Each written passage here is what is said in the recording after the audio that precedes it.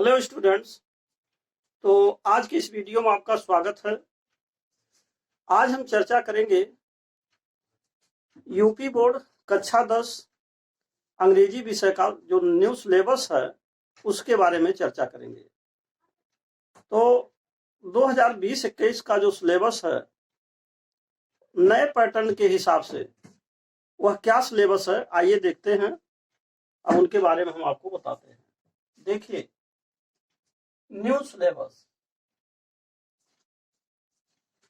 2020-21 यानी कि जो आपका क्लास 10th है यूपी बोर्ड सब्जेक्ट इंग्लिश है और जिसमें न्यू सिलेबस 2020 से 2021 के मध्य में जो चलने वाला है उस नए सिलेबस के हिसाब से मैंने आपको ये पैटर्न समझाने की कोशिश की है।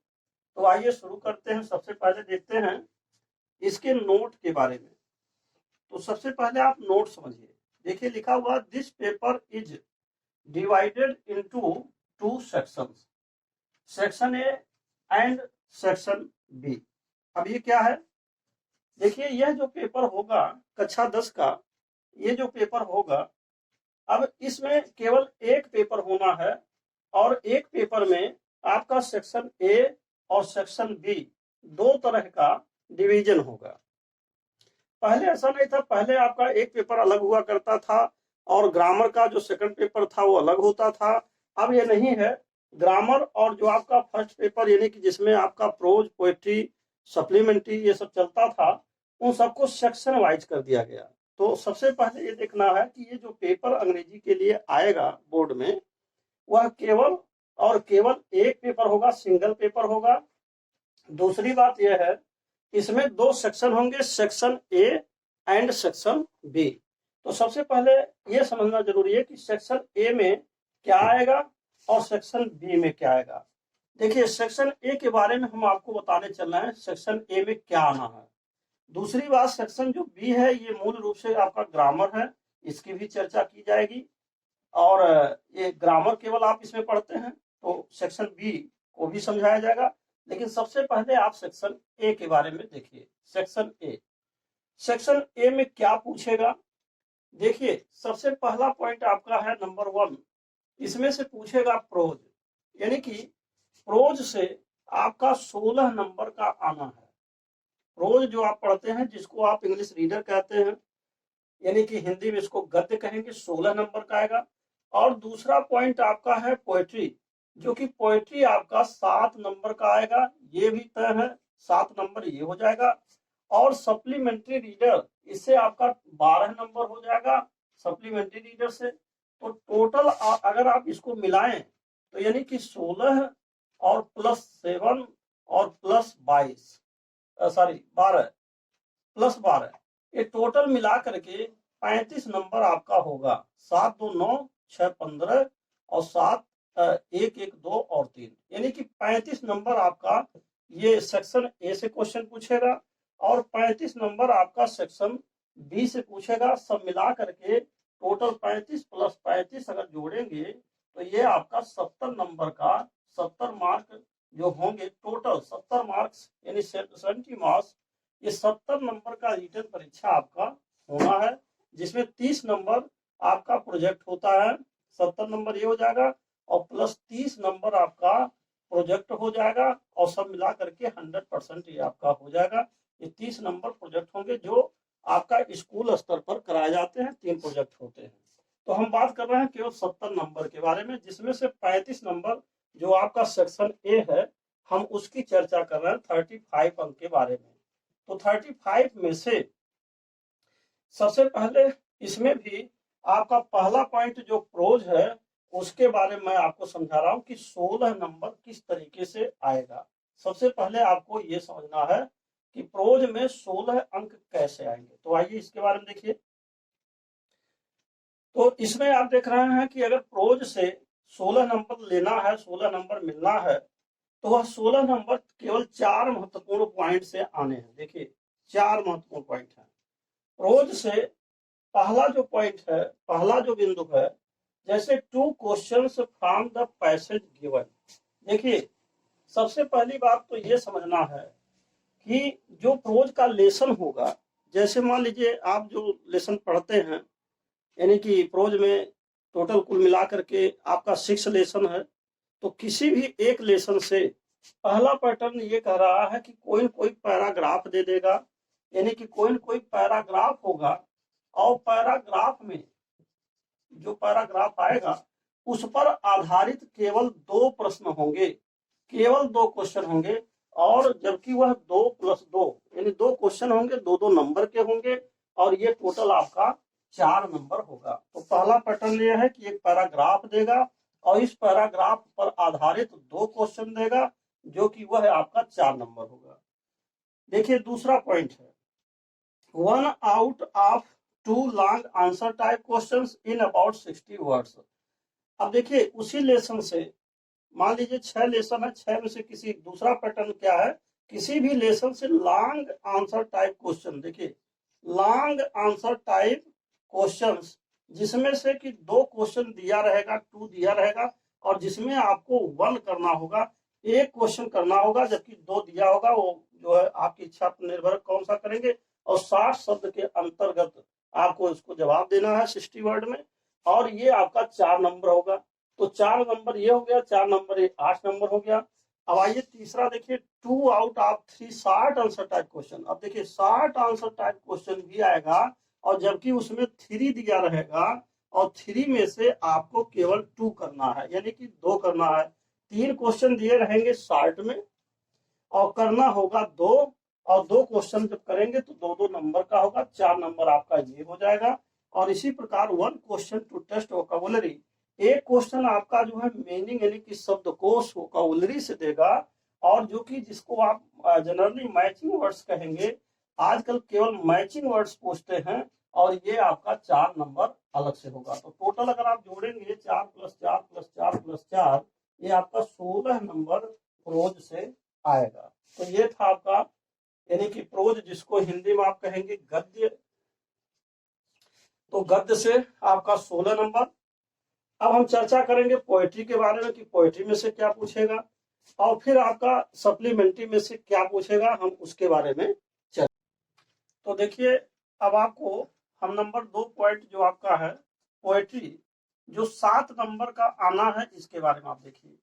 तो जब पोएट्री की बात होगी तो इसमें से क्वेश्चन नंबर आपका 5 होगा। देखिए प्रोज में से 4 क्वेश्चन आप पढ़ चुके हैं, 4 क्वेश्चन, 4 तरह के प्रश्न बनाए जाते हैं, और पोएट्री में 2 तरह का, यानी कि 5वां नंबर क्वेश्चन आपका 1 stanza from poetry, 1 stanza from poetry, यानी कि जो कविताएं आप पढ़ते हैं, पोएट्री पढ़ते हैं, उनमें से कोई एक पोएम दे देगा और एक स्टैंजा दे देगा, अथवा उसमें से 2 स्टैंजा भी दे सकता है।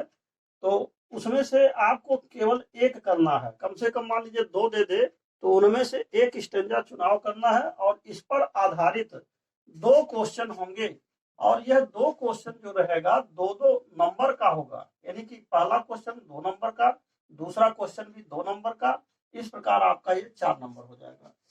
और इसके बाद एक क्वेश्चन तो हो गया आपका स्टैंजा, यानी स्टैंजा पर आधारित। दूसरा जो 6वां नंबर आपका प्रश्न है, 6वां नंबर है central idea any one of the poems in about 40 words. देखिए किसी एक पोएम का कम से कम 2 पोएम दिया रहेगा, जिसमें से किसी एक पोएम का आपको सेंट्रल आइडिया लिखना है, और ये सेंट्रल आइडिया आपका 3 नंबर का होगा, और 40 शब्द में लिखना है।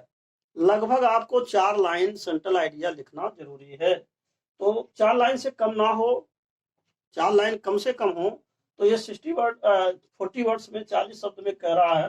तो central idea any one of the poems in about 40 words, यानी कि 40 शब्दों में किसी एक पोएम का सेंट्रल आइडिया लिखिए।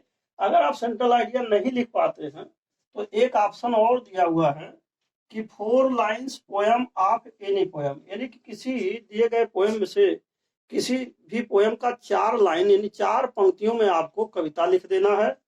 चाहे 2 ऑप्शन है, चाहे आप इसको लिखेंगे सेंट्रल आइडिया, और यदि सेंट्रल आइडिया नहीं लिख पाते हैं तो आप 4 लाइन का कोई पोएम लिख देंगे, तो यह भी आपका इक्वल मार्क है, यदि 3 नंबर का यह भी है। इस प्रकार 4 + 3 मिला करके 7 नंबर आपका ये पोएट्री से जो मिलना है, यह इस तरीके से मिल जाता है। दूसरी बात यह है, जब भी आप ये 4 लाइन की कविता लिखेंगे तो यह भी बात आपको याद होना चाहिए, उसमें लिखा मिल जाएगा कि डू नॉट कॉपी, यानी कि आपको जो है वह पोएम से 4 लाइन नहीं लिखना है जो कि क्वेश्चन पेपर में पूछा हुआ है, वो नहीं लिखना है। वहां लिख देता है ब्रैकेट में कि do not copy out the lines given in the question paper. तो इस तरीके से क्वेश्चन पेपर से आप जो है नहीं लिखेंगे। ये था आपका पोएट्री के बारे में। तो 16 + 7 नंबर ये हो गया। अब हम आपको तीसरा जो पॉइंट आता है सप्लीमेंट्री रीडर, अब इसके बारे में समझाएंगे। तो देखिए, अब आपका जो ये तीसरा पॉइंट है ना सप्लीमेंट्री रीडर, इसमें से 12 नंबर आना है। तो तीसरा पॉइंट सप्लीमेंट्री रीडर जो आपका 12 अंक का है, इसमें से क्वेश्चन नंबर, यानी कि इसमें 3 क्वेश्चन बनेंगे। तो क्वेश्चन नंबर 7, क्वेश्चन नंबर 8 और क्वेश्चन नंबर 9। तो देखिए फ्रॉम 1 to 9, यानी 1 से लेकर के, एक बात और समझ लीजिए, क्वेश्चन नंबर 1 से लेकर के और 9 तक, यही इतना आपका सेक्शन ए से पूछेगा। यानी सेक्शन ए में केवल 1 से 9 तक के क्वेश्चन होंगे। क्वेश्चन नंबर 10 जो आएगा वो सेक्शन बी में चले जाएगा। अभी हम बी के बारे में भी समझाएंगे। तो यहाँ पर आपका पहला क्वेश्चन है 2 out of 3 short answer type questions in about 25 words. देखिए 3 क्वेश्चन दिया रहेगा और 3 क्वेश्चन में से आपको केवल 2 शॉर्ट आंसर टाइप क्वेश्चन करना है। यानी कि 3 क्वेश्चन दिए रहेंगे जिसमें से किन्हीं 2 का चुनाव करना है और 2 आप करेंगे तो ये आपका 2 नंबर प्लस 2 नंबर यानी कि 4 नंबर आपका ये हो जाएगा।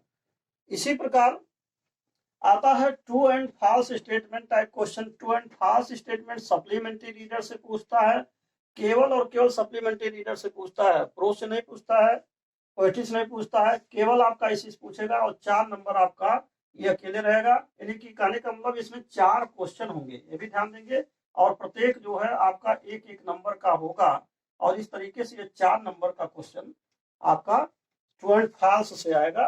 ट्रू एंड फॉल्स स्टेटमेंट रहेगा, कुछ कथन सत्य होते हैं, कुछ कथन असत्य होते हैं, उसको आपको लिखना है और ये 4 क्वेश्चन होंगे 1-1 नंबर का और सब मिला के 4 नंबर। और क्वेश्चन नंबर 9वां है 4 मल्टीपल चॉइस क्वेश्चन। अब ये क्या है, जिनको आप कह सकते हैं बहुविकल्पीय प्रश्न, यानी कि कोई एक स्टेटमेंट दे देता है और उसके 4 विकल्प दिए होते हैं, 4 में से जो मोस्ट सुटेबल अल्टरनेटिव हैं, यानी जो सबसे ज्यादा उपयुक्त विकल्प होंगे, उन उपयुक्त विकल्प को आपको लिखना होता है।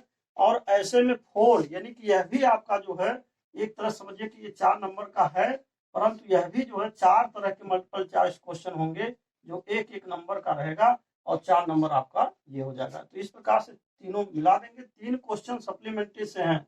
देखिए सप्लीमेंट्री से केवल 3 क्वेश्चन है, पोएट्री से आपका केवल 2 क्वेश्चन है और जबकि प्रोज से 4 क्वेश्चन है। तो देखिए ये आपका टोटल 12 नंबर हो जाएगा, यानी कि 4 + 4 + 4 ये मिला के 12 नंबर हो जाएंगे। तो ये जो है आपका प्रोज से आपका टोटल 4 क्वेश्चन पूछा, 4 क्वेश्चन, और पोएट्री से आपका केवल 2 क्वेश्चन पूछा गया, और जबकि सप्लीमेंट्री रीडर से आपका 3 क्वेश्चन पूछा गया। तो देखिए 4 2 6 3 9, टोटल जो है 9 क्वेश्चन हुआ। और जबकि जो मार्क्स हैं कि कितने कितने नंबर के हैं ये सभी क्वेश्चन ये आपको बताया गया है। तो इस तरीके से टोटल जोड़ने पर क्वेश्चन 9 होंगे। और जबकि जो मार्क्स है टोटल का अगर मार्क्स आप करिए तो देखिए प्रोज से आपका 16 नंबर है, पोएट्री से अगर देखा जाए तो ये 7 नंबर है, और सप्लीमेंट्री रीडर से अगर देखा जाए तो ये 3 नंबर है। सॉरी, सप्लीमेंट्री रीडर से आपका 12 नंबर है। 3 क्वेश्चन है ना, 3 क्वेश्चन जो है ये देखिए 4-4 नंबर के हैं, तो 3 क्वेश्चन 12 नंबर। तब जब टोटल करेंगे तो 7 और 6 13 और 2 15 के 5 हो गया, और 1-1 2 और 1 3। ये था आपका 35 नंबर का 35 नंबर सेक्शन ए के बारे में जो हमने आपको समझाया। अब हम चर्चा करेंगे सेक्शन बी के बारे में। अब आप देखिए कि सेक्शन बी में क्या क्या आते हैं, कैसे क्वेश्चन है। तो अब देखिए आपका सेक्शन बी में जो ग्रामर है, ग्रामर से संबंधित जो क्वेश्चंस आने हैं, और इसमें कुछ और भी पॉइंट्स हैं। देखिए सेक्शन बी में क्या क्या आएगा। पहली चीज तो आपका ग्रामर आएगा, जो कि ये ग्रामर 15 नंबर का होगा, पहला पॉइंट। दूसरा ट्रांसलेशन आएगा जो 4 नंबर का होगा। तीसरा पॉइंट आपका राइटिंग स्किल है, जो कि राइटिंग स्किल में आपका जैसे मान लीजिए लेटर राइटिंग आता है और एप्लीकेशन हुआ तो ये 10 नंबर का होगा। और लास्ट में अनसीन पैसेज जो क्वेश्चन आएंगे ये आपका 6 नंबर होगा। तो बारी बारी से हम इसको आपको बता रहे हैं, इनके मूल्यांकन कर रहे हैं। देखिए इसका जो कितना नंबर किस पर मिलेगा। अब देखिए 9 क्वेश्चन तो आपने सेक्शन ए में 1 से लेकर के 9 तक का क्वेश्चन देखा कि 1 से लेकर 9 तक ये आपका सेक्शन ए है। अब सेक्शन बी में इससे आगे हम बढ़ेंगे तो क्वेश्चन नंबर 10 की जहां तक बात है, 10 को हम लेते हैं तो 10 में 4 तरह के क्वेश्चन हैं। पहला आपका है रिगार्डिंग ऑफ वर्ड्स। पहला क्वेश्चन आपका बी में, सेक्शन बी में यही पूछेगा रिगार्डिंग ऑफ वर्ड्स, जो आपका 2 नंबर होगा।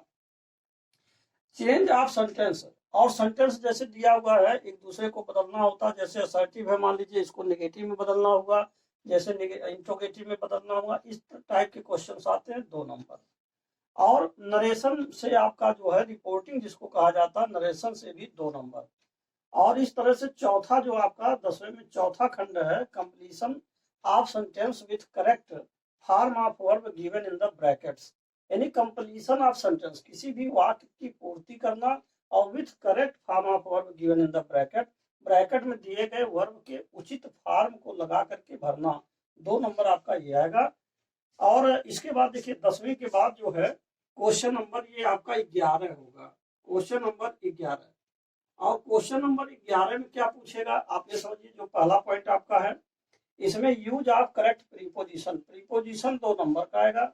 और कंप्लीशन ऑफ सेंटेंस, वाक्य की पूर्ति करना, यानी कि कभी कभी आधे अधूरे वाक्य लिख दिए जाते हैं और उनको जो शेष भाग है उसको लिख करके पूरा करना। 2 नंबर आपका ये होगा। और तीसरा पॉइंट है स्पेलिंग टेस्ट, जिसमें से आपका यह केवल और केवल 1 नंबर होगा, परंतु इसमें 2 स्पेलिंग कम से कम करना होगा और 3 या 4 दिए रहते हैं, उनमें से किन्हीं 2 को चुनाव करके आपको जो आधे आधे नंबर का होगा, टोटल 1 नंबर का होगा, 2 क्वेश्चन कम से कम करने होंगे। और चौथा आपका पॉइंट है पंक्चुएशन।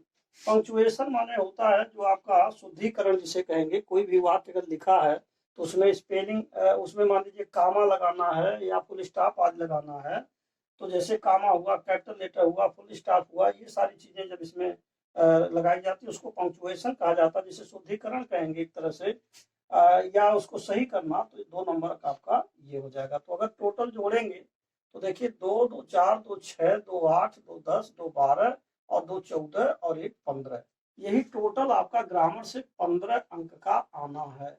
ये जिसमें ग्रामर से जो मेन ग्रामर आपका है, मुख्य ग्रामर जो आप पढ़ते हैं, उनमें से क्वेश्चन नंबर 10 और क्वेश्चन नंबर 11, यही 2 क्वेश्चन आते हैं, चाहे आप 10 को लीजिए और चाहे आप 11 को लीजिए। कहने का मतलब यह है 2 क्वेश्चन 10वां नंबर और 11वां नंबर ग्रामर से आता है। अब हम आपको बताएंगे जो ट्रांसलेशन का है, इसमें जो 4 नंबर का आता है, और राइटिंग स्किल जो आपका है 10 नंबर का है, फिर अनसीन पैसेज आपका 6 नंबर का है।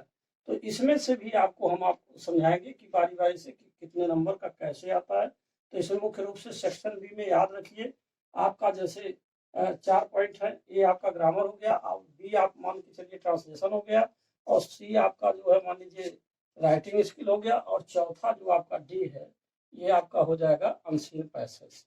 और जबकि आप सेक्शन ए में क्या देखे थे, 3 पॉइंट थे उसमें, केवल 3 पॉइंट।